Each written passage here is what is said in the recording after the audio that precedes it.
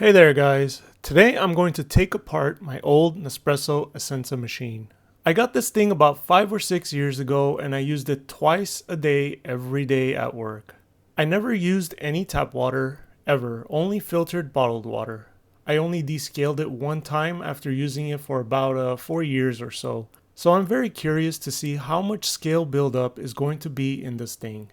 Apart from that, I'm also curious to see how it's built and how it works. Now, if you're interested in this machine, or at least the newer version of it, I have it linked in the description. So to take it apart, I started from the bottom and removed 2 screws. Then eventually got to the outer case, which I had to pry open from both sides and slide it off. Well, it's pretty cool to see how the latching mechanism works from the inside. But let's continue on and see how much of this plastic shell we can pull away. Let's continue by removing some of the electric components and the wiring. This will help clear the way to get the more interesting main components such as the pump and the thermal block out. And these main components, once unclipped from the sides, I was able to slide them out of the shell. And here they are fully separated away from the shell. And also here's the shell, which I'm going to go ahead and put aside. The motor itself is actually mounted on a spring and some rubber to dampen the vibrations. And here is the plastic base that the water container sits above. The water enters into what looks like some kind of cylinder and then gets drawn out from there and enters the water pump from the bottom here. It then gets pumped up and out the top through this hose into the heating unit from the top here.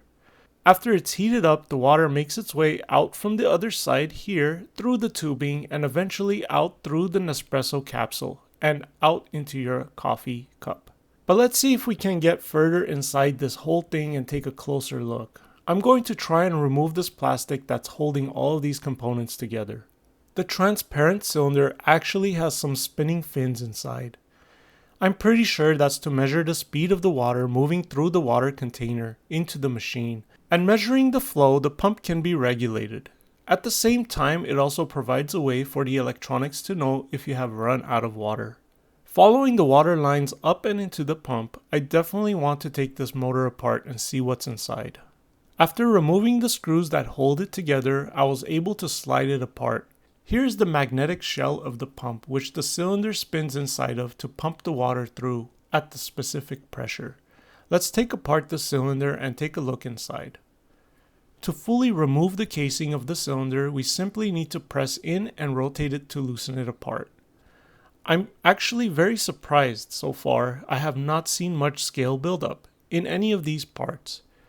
After so many years of usage, it literally looks brand new inside this water pump. But I'm pretty confident that it has something to do with the fact that I've always used filtered bottled water. Okay, let's put the pump down and take a look at the thermal block now. This is what heats up the water to the specific temperature required for espresso. There is a heating unit in this block and the water actually spins through it round and round until it makes its way out the block from the other side, at which point it has been heated up to the correct temperature. Now most of this scale buildup should actually be right where the water has been heated up and is exiting out of this block. Here's the inlet and outlet lines, and I'm very surprised to see absolutely no scale buildup anywhere. It's absolutely clean in this tubing here. Alright, this brings us to the end of my video. Also, I got myself a brand new espresso machine recently and I'm very excited to start using it. Please hit the subscribe button to not miss any upcoming videos with this new ECM espresso machine setup I have. And thanks for watching.